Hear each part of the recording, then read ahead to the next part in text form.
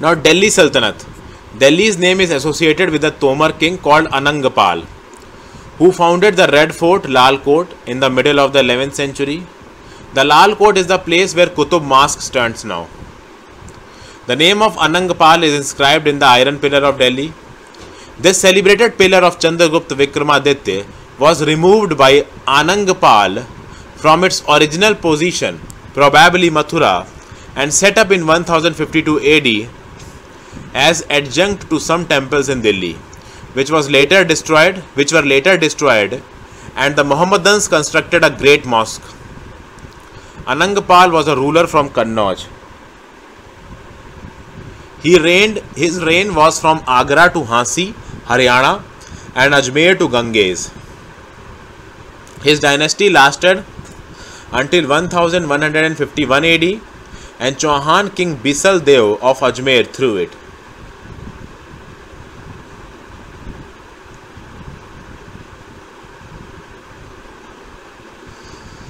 The first reference to the name of Delhi as Dhili, Dhilli, comes from the work of an Upper Bhramsa writer, Vibhud Sridhar, Vibudh, Vibhud, Shridhar Sridhar. After Muhammad Ghori, his Turkic slaves distributed the empire among themselves.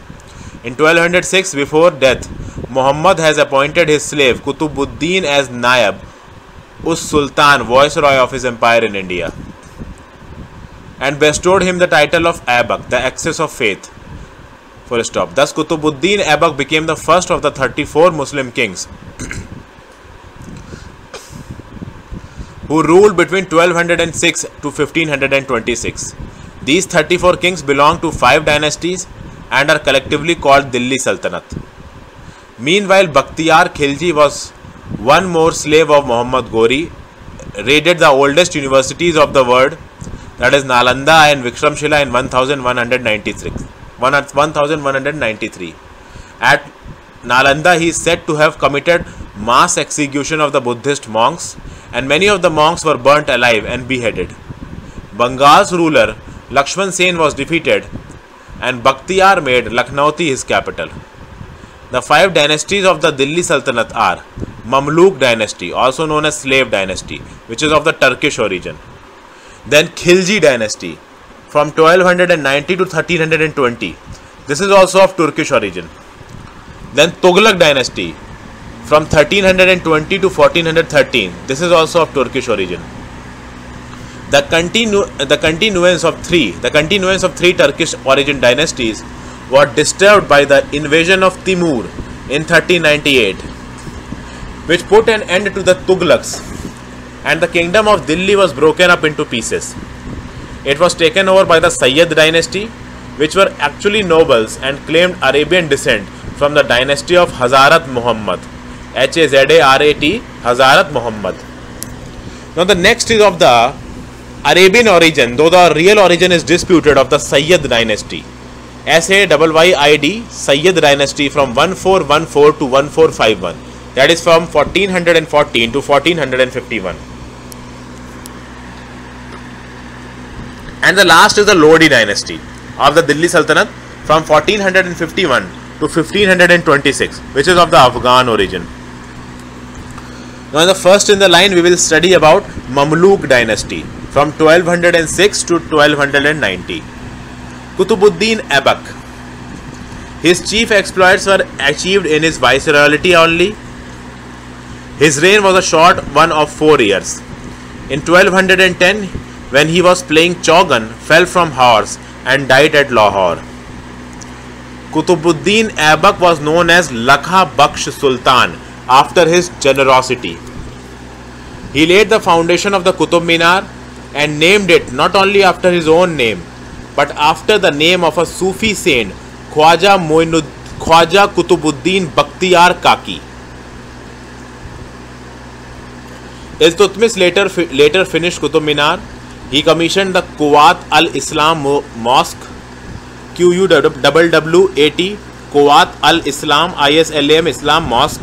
His tomb is located in Anarkali Bazaar at Lahore. His successor Iltutmish was his son-in-law.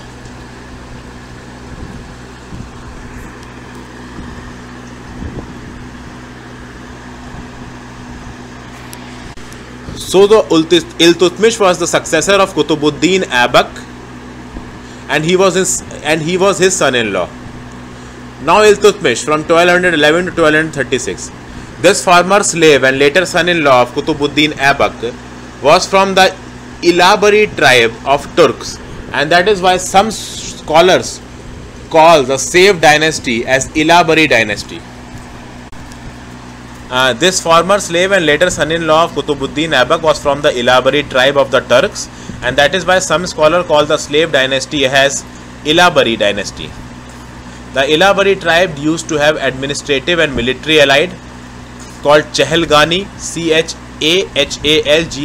or Chalisa, Chalisa, or the Corp of 40, Corp, Corp of 40, Forty. Immediately after Qutubuddin died, the Chahalgani appointed one, Aram Shah, as its successor. However, Aram Shah was ill-qualified and was soon, through a conspiracy, appointed Iltutmish as Sultan of Delhi. Iltutmish was governor of Badaयूं at that time. There was a war with Aram Shah at Jud, Delhi. Aram Shah was defeated easily, and after that what happened to him, nobody knows. Iltutmish's rule of 2.5 decades was full of many experiments in Indian administration. He died in 1236. He is buried at Qutub Complex in New Delhi. During the times of Iltutmish, the Mongols attacked under Chengiz Khan. The Mongols were able to conquer the area around Indus River and crossed to invade Punjab. However, fortunately, their eyes were set at the west, and they returned quickly from Punjab towards Sindh, Multan and Qabacha, Qubacha. Chengiz Khan died in 1227. Once relieved from Mongols, Iltutmish attacked on western territories won by Mongols and placed Lahore and Multan under Delhi Sultanate. After that, he campaigned against the Rajput territories with Ranthambore, Mandsaur, Bayana, Ajmer, Sambhar, Nagaur, Gwalior, etc. In 1235, Iltutmish sacked Ujjain and destroyed the Mahakal temple. Iltutmish should be noted for the following: Hauz Shamsi, Shamsi, Shamsi, Hauz Shamsi, Hauz, Hauz Shamsi, Hauz Shamsi, Shamsi. Hauz Shamsi. Iltutmish is known to have built the Hauz-e-Shamsi near Mehrauli in Delhi. On the edge of this reservoir, the Lodhi rulers built the Jahaz Mahal. His eldest son, when died, he built the first Islamic mausoleum, Sultan Gadhi, in Delhi. Now Qutub Minar. Qutub Minar was a complex of temples built by Tomars and Chauhans. However, it was turned into a Minar of victory by Qutubuddin, who used the same material to build the Minar. The first story was built by Qutubuddin, and Iltutmish completed the rest of the work.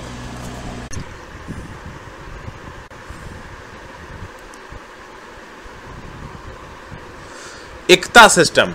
The Iqta system was a practice of grant of revenue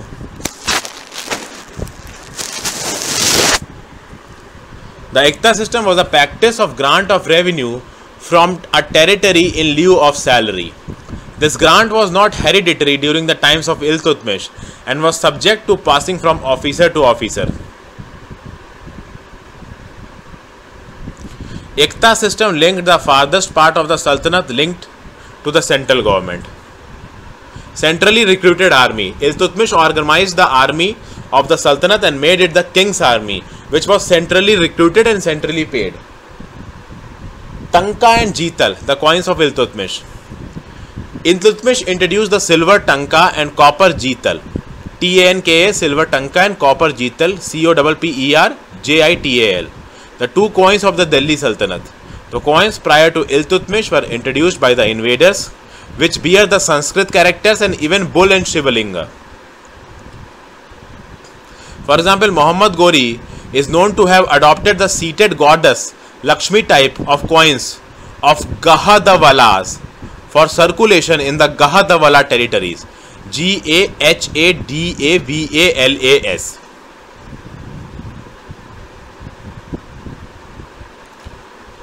Iltutmish was the first to introduce a pure Arabic coin in India.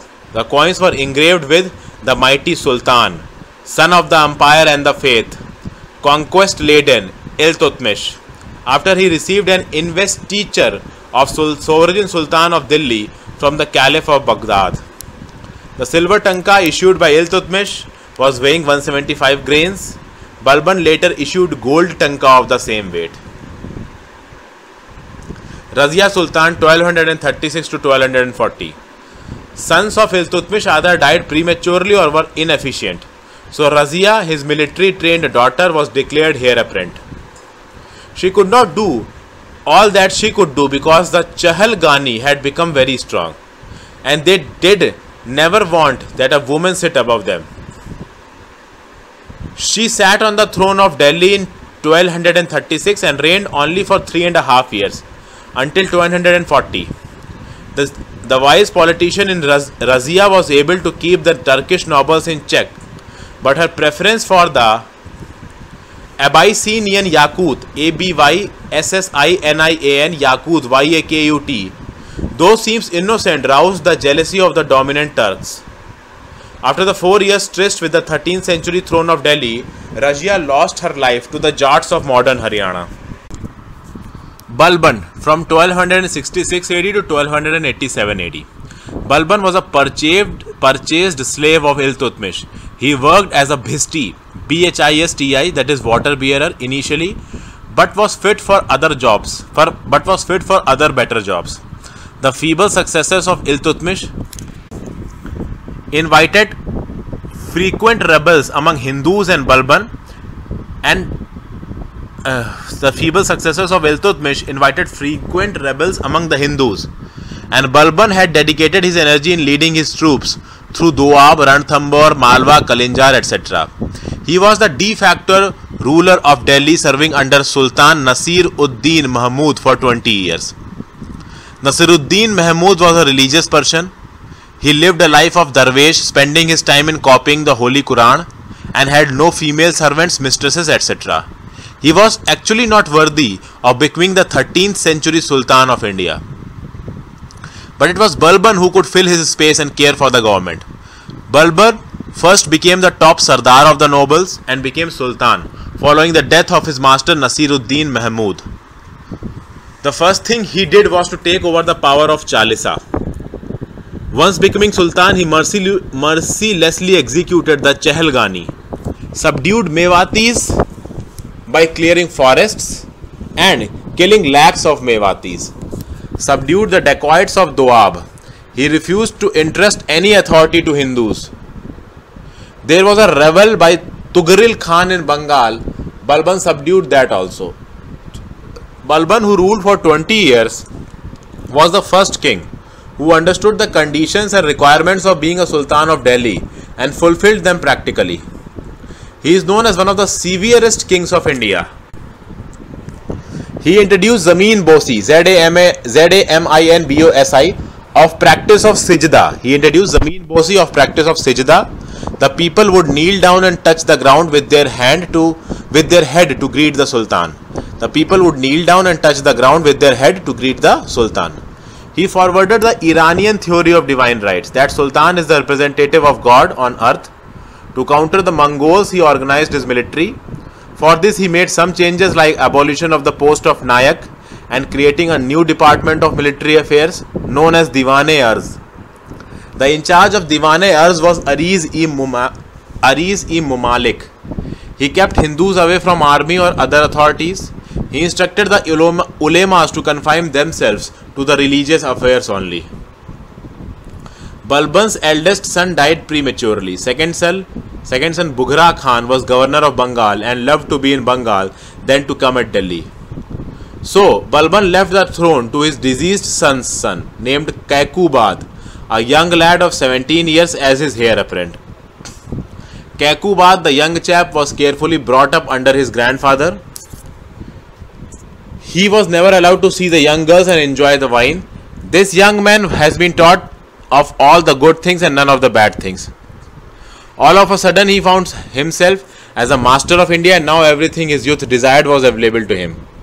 The result was that he indulged in so much of drinking and debauchery that he found himself struck with paralysis. When a mercenary was sent to kill him, he was found in his bedroom in a lovely Sheesh Mahal, Palace of Mirrors, at Kilughari, a few miles from Delhi at the bank of river Yamuna, and was sent to hell without much hassle. Now a short note regarding the story of the old man Jalaluddin. The power that swept away the slave dynasty was Jalaluddin Firuz Khilji aka Malik Firuz. Kaikubad appointed Malik Firuz in the army at Baran. When Kaikubad debauched himself to paralysis, Firuz marched to Delhi. Meanwhile, Kaikubad was killed and nobles placed the 3-year-old son of Kaikubad on the throne. The men, brothers, son and nephew of Firoz, clashed in Delhi, captured the 3-year-old Sultan of India, defeated the forces and compelled the nobles to surrender, killing the infant king and threw his body in Yamuna. On 13th July 1290, the dynasty at Delhi had changed, and now a new dynasty, that is Khilji dynasty, was there to rule the country and decide its fate. When Jalaluddin sat at the throne of Delhi, he was an old man of 70 years, and he deputed his brothers, sons and nephews at various strategic posts in government.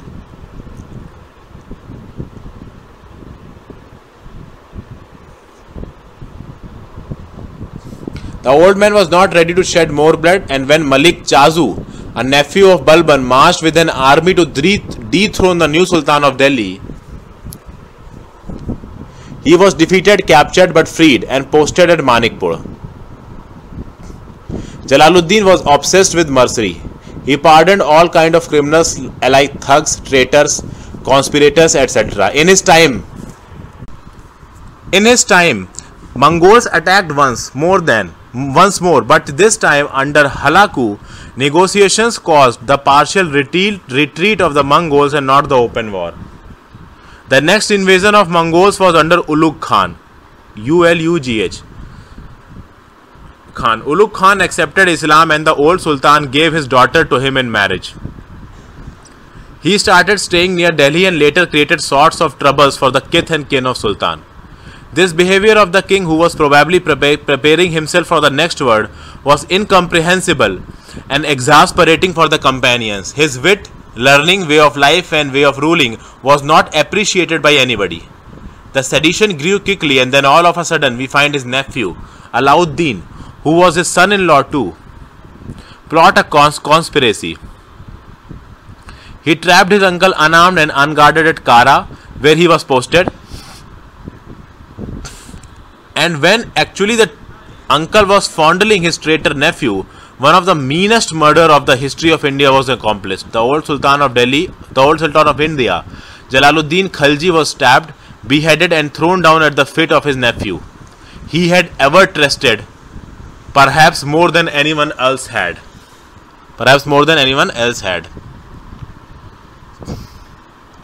Now the Khilji dynasty, Jalaluddin Firoz Khilji, 1290 to 1296 AD.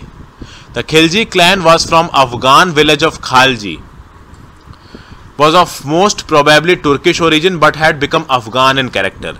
Khilji and the Turkish slaves were partner in many successful campaigns in India.